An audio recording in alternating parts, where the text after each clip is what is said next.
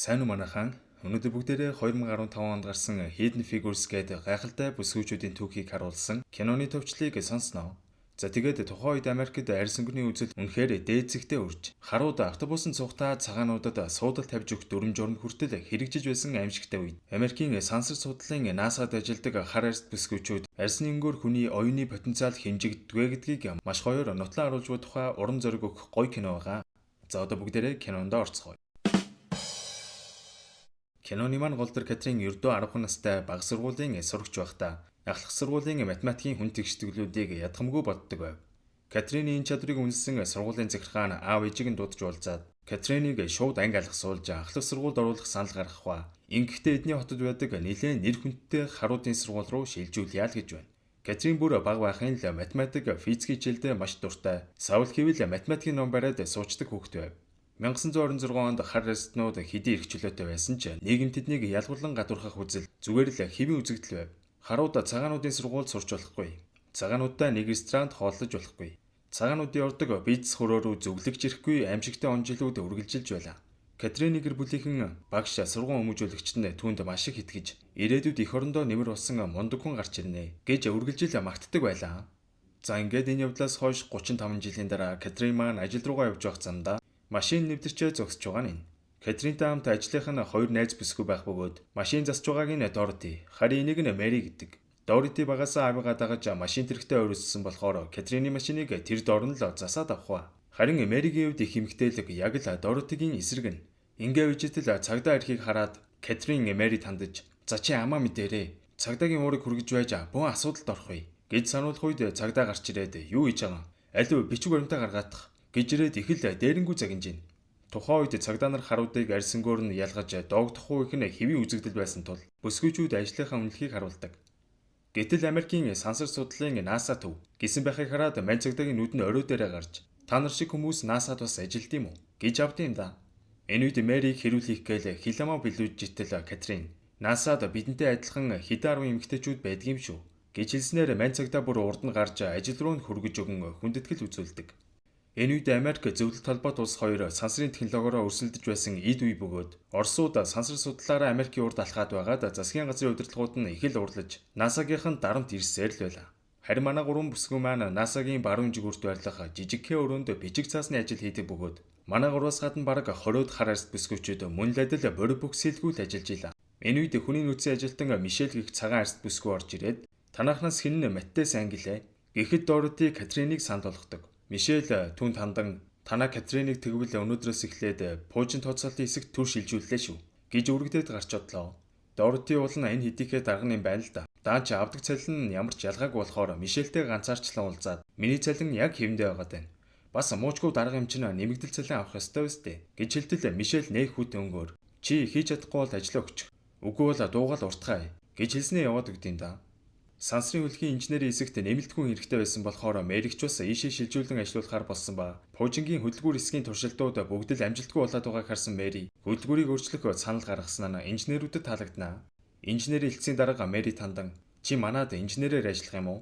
Надад арьс өнгөч хамаагүй. Чам шиг толгойтой хүн л хэрэгтэй байна" гэж хэлэх ба тухайн үед хар арьстай хүн тэр тусмаа эмэгтэй хүн инженерийн багт ажиллана гэдэг бараг мөрөөдөж биелэхгүй зүйл байсан болохоор Мэри хэсэгтэй л таг гацсан бодол өгшөрдөг. Энэ үед Катрин пуужин тооцооллын хэсэг рүү хамаг юма бариад ороод иртэл "Тэнд байсан ажилтнууд цэвэрлэгч байна" гэж андуураад хогоо өгж байх жишээ нь. Эндхийн дарга Харрисон түүнийг хүлээн авч уулзаад хэд хэдэн маш хүнд математикийн тэгшидгэл асуухад бүсгүй дурхнаа хариулснаар Харрисон түүнд итгэл хүлээлгэн энд байгаа ажилтнуудын тооцооллыг зөв бурууг нь шалгах нэлээд хариуцлагатай ажилд даалгана. Бүсгүй маань ширээндээ суух үеэр тэнд байсан ажилтнууд эвэртэй тулаан харсан мэт бүгд л түүнийг гүлрэх ба NASA-ч бас арьс өнгөний үзэл хүүсийн ялгаа ямар их байсан нь эндээс харагддаг. Ажлаа хийж агаад 0 орох гээд гартал энд нэгч хар арьснуудын 0 байсангүй дандаа л цагаанууд ордог 0 байлаа. Угаасаа тухайн үед хар арьснууд цагаануудын 0 орж олдгүй байсан болохоор хуучин ажлынхаа барилга руу гараал гүлээ. Яаж яхад хоорондоо 800 метрийн зайтай нэлээд хол. Бие засахын тулд Сүхбаатарын талбайгаас Шангрила орох цаг байнга туулна гэв оддоо. Хүн л болсон он ажлынхаа дундуур цай уух гээд ус буслагчнаас ус авцсан биш. Бусад ажилчид нь гайхаж харж мараад яагаад ч байгаа. Ингээ нэлээд ажил ихтэй байж байгаад оройдч тараад харих үед гэрэлгийгээ болсон 3 охин нухтнаа. Катрин өдөр шөнөгүй завгүй ажилдаг болохоор Катрины ээж охтуудыг нь хардаг бөгөөд Нөхөр нь хэдэн жилийн өмнө тархины явдраар өөд болсноос хойш ганцаараа 3 охиныхоо төлөө хичээж яваа нь энэ юм байна л да. Манай 3 ажил ихтэй ч бүтэнсээ өдөр болгон сүмдээ тогтмол явдаг бөгөөд энэ өдөр Жим гэх цэрэг залуутай танилцдаг. Жим тэр хоёр ойр зүрийн ярилцаалах читэл Жим НАСА-д хар арьс эмэгтэйчүүдийг ажилд авдаг гэж ёстой мэдсэнгүү. Гэт хэлсэн биш Катрины дургу урч. Зөвхөн би ч биш. Надаас өөр олон эмэгтэйчүүд ажилдаг. Цаашдаа бүр олон эмэгтэйчүүд ажиллана. Хар байна уу, цагаан байна уу хамаагүй. Гэж хэлээд уурлаад яваадаг. Катрины ажил дээр маргааш нь сансрын нисгэгчд ирнэгээд бөөнөрөө жагсаад зогссон. Сансрын нисгэгчдийг хүндэтгүү өгтнаа. Гэхдээ л манай хар арьс бүсгүүчүүдийг бүр хамгийн сүүлийг нэ зогсоожээ. Сансрын нисгэгчд эхнээс нь гар бариад яг хар бүсгүүчүүд рүү дөхөх үед нарийн бичгэн за бүгдээрээ дотгошоор танилцах уу. Энтергээд арьс өнгөний үзлээ гаргаад эхэлнэ. Хаа очиж энэ Клен гэдэг сансрын нисгэгч залуу овоо ирэх юм аа. Тэр бүсгүүчүүд ч гэсэн бидний ажлын арт талыг дааж байгаа штий. Гар өрөхөд ганц л минут болно. Гэж хэлэн манай дээр очин гар бариад та дэмчэнд удахгүй сансарт нисгэнэ.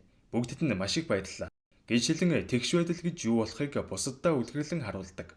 Ингээд Катрин ажил руугаа яваа ортол ус буслагчныхын хажууд жижигхэн ус буслагч тавьснаа. Дээр нь хар арьсных гээд тусгаалan тэмдэглэсэн байд юм да. За тэгээ одоо яалтаач үлээ гэж бодоод ширээндээ очиж суутал Пол гэх нөхөр тооцооллоо шалгуулах гээд өгөхдөө хавцаа шидэж өгч мөгөөд их л бүдүүлэг харьцаж байна. Хавцыг аваад тартал тооцооллынх нь дийлэх хэсгүүдэд тодруулагчаар дарцсан байсан учраас Катрин бүр гайхаж би ийм юмыг яаж зөв бурууг нь шалгах юм бэ? Гэтэл наа дарсан хэсгүүд чинь нууцлалтай чамд хамаагүй. Чи зүгээр наатахаа шалгуул шалгаад чадахгүй бол боль. Энтергээд их даналдж гин өө. Катрин чөрхий юм хэлсэнгүй. Харин тодруулагчаар дарсан хэсгүүдийн гэрэлд барьж байгаад бүгдийг нь олж хараад хамаг тооцооллыг шалгаад алдаа мадгийн жилрүүлж энэ хэдийн гацаад байсан тэгштгэлийг засаад самбар дээр бичээл орхилоо. За ингээд мэдээж 0 орох хэрэгтэй учраас дахиад 800 м алхахаар гарч одох ба. Энэ үед энтхийн ажилтнууд самбар дээр бичсэн томьёог харан Катрины чадварыг одоо л ойлгож эхлэх шиг. Харис Катринтай уулзгаад дуудтал манай хүн 0 явцсан болохоор байсангүй. За ингээд буцаад ирэх үед нөгөө Пол гэд нөхөр чинь даргийнхаа өрөөнд Катриныг суулгаад чи миний нууцсан эсгүүдийг яаж уншсан? Яаж тэр томьёог цасч чадсан? гэж асуухт нь ядаад байх юм байгаагүй. Тэр нууц мэдээллүүдийг чинь гэрэлд ойлгоод харцсан штэ. гэж хэлсэн Харис таалагдж Полыг зэмлэн тооцооллуудаа нууж хаалгүйгээр өгж байхыг сануулад гаргадаг. Цайны цагаар Катрин хоёр найзтайгаа уулзаа сууж итэл Мишель орж ирсэн ээ. Мэрийг загнаад эхэлнэ. Мэри хөрхий пуужингийн инженерээр ажиллах гээд өргөдөл өгсөн юм байна л да.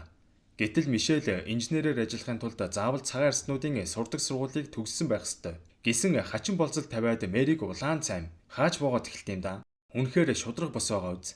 Дороти амралтын 2 өдөр хүүгээ дагуулад нийтийн номын сан ороод хүүхдүүдтэй ном уншуулаа байж итэл нэг цагаан бүсгүй тэднийг гадуурхаж та нар энд байх ирэхгүй хүмүүс. Энтэр гэж солиорж исэн нөө хамгаалагч дуудаад хөөгөөд гаргуулчул яах вэ? Гэхдээ Дороти хүүгүүдтэй уншуулах гээд нэг ном тууцсан байсныг харсан хүүн гайхаж ээжээ та өөрөө хулгай хийж болохгүй гэдэг үстэй. Гэхэд Дороти ээж нь хулгайлаагүй. Ээж нь зүгээр л зээлж байгаа юм. Ээж нь энэ улсад татвар төлдөг хүний хувьд хүүхдүүдтэй ном авч болно үстэй. Гэж хэлж байгаа нь энэ кино төвчлийг хийж байгаа миний сэтгэлийг хүртэл нэлээд хөдөлгсөн. За ингээд Катрин нэг найзынхаа төрсөн өдөр дээр байж итэл тэнд Жимтэй таарах ба. Жим эртэд хэлсэн үгэндээ уучлалгуун мань хоёр бүжгэлж итэл зурагтаар гинтийн мэдээ гарч шүү. Зөвлөлт толгойд улсын сансрын нисгэгч Юрий Гагарин задгаа сансарт гарснаар зөвлөлт толгойд улс анхудаа сансарт хүнээ илгээсэн улс болчихно. Сансар огторгууг эзлэх тулаанд зөвлөлтийнхөнд илт ялагдаад байгаа Америкийн удирдлагууд бүр бөөн ууралж НАСА-гийнхныг өдөр шөнөгүй хурдан ажил гэж үүргэжээ. Ингээд НАСА даяараа уртцсан цагаар ажиллаж эхэлсэн ч тэдний туршилтууд удаадараа амжилтгүй болсоор л байлаа. Ингээд дараагийн эцэн НАСА-гийнхан IBM хэмээх тооцоолол хийдэг маш том процессор авчирч цугласан ч энийг ажилуулах хамтан байсангүй. Харин ажил дарсны дараа Дороти энэ процессорыг сонирхож байгаад гарын авилгыг олж уншсанаар яаж ажилуулах аргыг нь орой болгон судалж эхэлдэг. Гэхдээ зөвхөн ганцаараа судлахгүй. Өөрийнхөө дор ажилдаг бусад хар арьс бүсгүүчүүдэд хүртэл сурсан мэдснээ байнга хуваалцах ба. Энэ процессор ажиллагаанд орхол юм бол хамгийн ихэнд халагдах хүмүүс нь энэ бүсгүүчүүд болохоор ядаж процессорыг нь ажилуулаад сурчвал ажилтайгаа үлдэх байх гэж найдаж байгаа гин. Энэ үед Мэри пуужингийн инженер болохоор нэгэн сэтгэл шулуутсан байх өгөөд инженер болохын тулд төгсөх ёстой гэд байсан тэр сургуульд нь орохын тулд хотын шүүхэд өргөдөл гаргана. Маргааш өдөр нь Харис Катриныг өрөөндөө дутал байдгүй. Энэ үхэн чинь яагаад байн ажиллаа хийж гарч гүгээд байна гэж урилж явах үед Катрин өрхий хар усан бороонд шалб норон байж бие засчгаад ороод иртэл Харис загнаад эхэлж байна. Энэ үед Катрин тиссэнгүү. Энэ барилга дотор харуудад зөрүүлсэн 0 байдгүй учраас би өдөр болгон 800 м явж байж бие засдаг. Ажилчдад зөрүүлсэн дугуйг унах гэсэн ч зөвхөн цагаанууд л унж болдог. Би ч бас та нартай адилхан хүн учраас бие засах хэрэгцээ гардаг юм гэж хэлэх үед Харис юу ч хэлж чадсангүй. Харис хаа очиж арьсангуур гадуурхаад байдаггүй ч ажил гэсээр угаад Катрин гадуурхалтанд өртөж байгааг анзаараагүй л бололтой. За ингээд Харис энэ эрчиндээ гараад харуудад зориулсан бизнес хурууны самбарыг татан унагаснаар НАСА-гийн аль ч нойлд хинч орох боломжтой болдог. За ингээд манай хэд өдөр шөнөгүй ажилласаар 1961 оны 5 дугаар сарын 5-ны өглөө буюу зөвлөлтийнхэн Юрий Гагариныг сансарт хөргснөөс яг 1 сарын дараа Америкчууд эрхчлөө 7 хөлгөөр өөрсдийн сансрын нисгчийг анх удаа задгаа сансарт хөрглөө.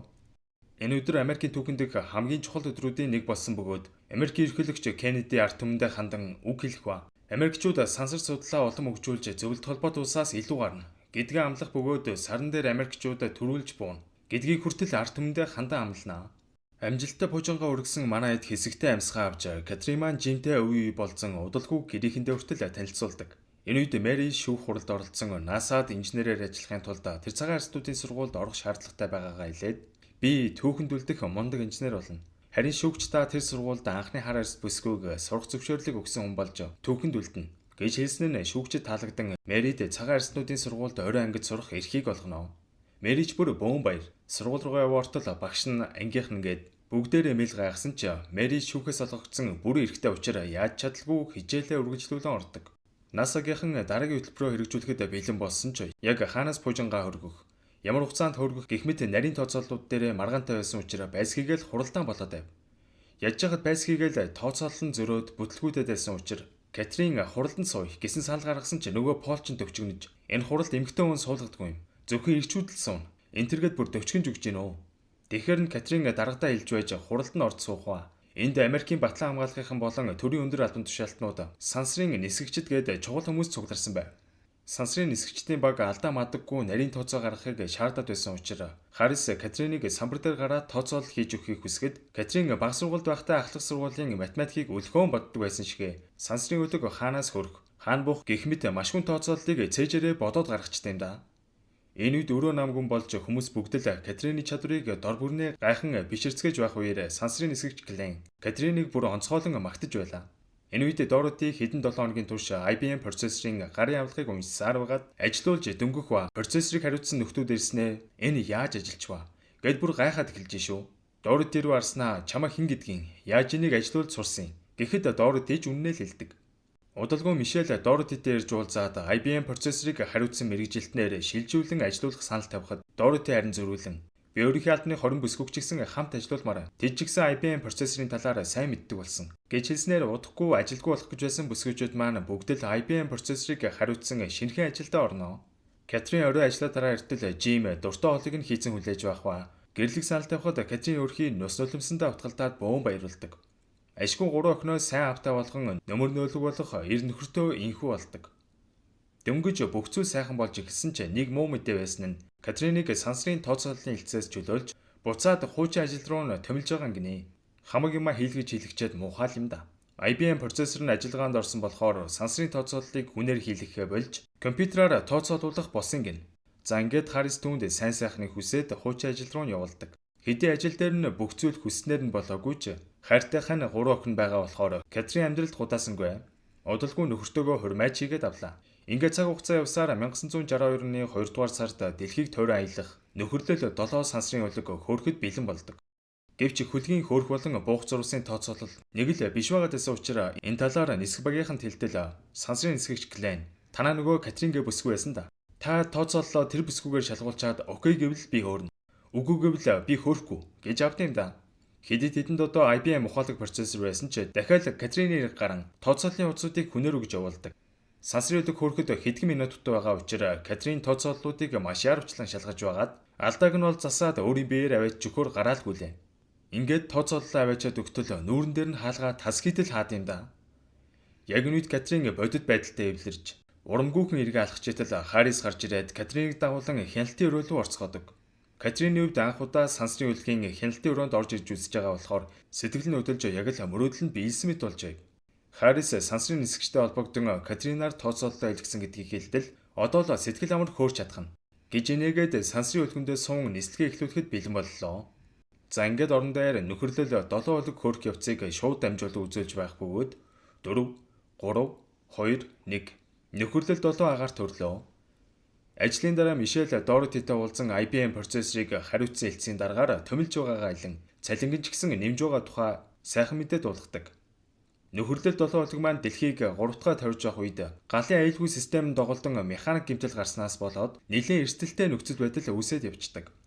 Хяналтын өрөөнд дугайд маань нэлээд сандарч хөлгийг яаралдаа буулгах ёстой болсон учраас хөлгийн аюулгүй буулгах байршлыг Катрин маань дахин тооцоолон гаргаж өгдөг. За ингээд нөхөрлөл 7 хөлөг Катрины тооцоолсон байршил дээр буух гэж байхдаа холбоон тасарч бүгд л хөлөг сүнцэн байх вэ. Гэдэгт санаан зовон өрөө нам гүн болсон ч удалгүй Глен холбогдсон бүх зүйл хэвийн байгааг хэлэхэд манхид бүр бөөн баяр. Сансрын хөлөг бүрэн бүтэн. Сансрын нисгэж Глен маань өөрөө эрүүл саруул аюулгүй газарсан байх бөгөөд хэдий дэлхийг 7 удаа тойрох даалгавартай байсан ч 3 удаа тойрж чамгүй амжилт үзүүллээ. Энэ үед Харрис Катринд маш их талархаж байгаагаа илэрхийлээд бид саранд хүрч чадах болов уу гэж асуух үед Катрин математик байгаа цагт бид хүрхэн ойлгомжтой гэж хэлж байгаагаар кино маань төгснө. За тэгээд 1962 онд нөхөрлөл 7 хөлгийг хөөргсөн явдал нь Америкийн сансрын технологиг хурцсгаж 7 жилийн дараа буюу 1969 онд Аполло 11 хөлгөөр анх удаа хүндрэлтэн саран дээр хөл тавьсан түүхэн үйл явдал болсон. Мэри Жексоны хувьд Америкийн түүхэн дэх анхны өнгөт арьстай сансрын хөлгийн инженер болсон бөгөөд 1979 онд эмэгтэйчүүдийн эрхийн төлөөх холбоог байгуулсан. Харин Доротигийн хувьд НАСА-гийн анхны өнгөт арьстай өндөр албан тушаалтан болсон бөгөөд НАСА-гийн техник технологиг хариуцсан хамгийн мундаг мэргэжилтнүүдийнх нь нэг байсан гэж үздэг. Гол дүр Катрин маань НАСА-гийн тооцооллын төвдөө үргэлжлүүлэн ажилласаар 1969 онд саран дээр газарсан Аполло 11 хөлгийн хамаг тооцооллыг гардан хийсэн юм байлээ. За тэгээд 2016 онд НАСА-гаас компьютер судалгааны барилга Катрины нэрэмжит болгон хүндэтгэл үзүүлсэн бөгөөд 97 наснда Америк ерөнхийлөгчөөс улс их орныхоо төлөө хийсэн бахархан амжилтаа үнэлүүлж хамгийн дээд одон болох эрх чөлөөний одонгоор шагнагдсан ба нөхөр Жимтэйгээ хамт 60 жил инх тунх сайхан амьдарч байгаад 2020 онд 101 наснда таалал төгсжээ. За тэгээд энэ хүртэл үзсэн та бүхэндээ баярлалаа. Дараагийн дугаараараа иргэн уулзцгаая guys.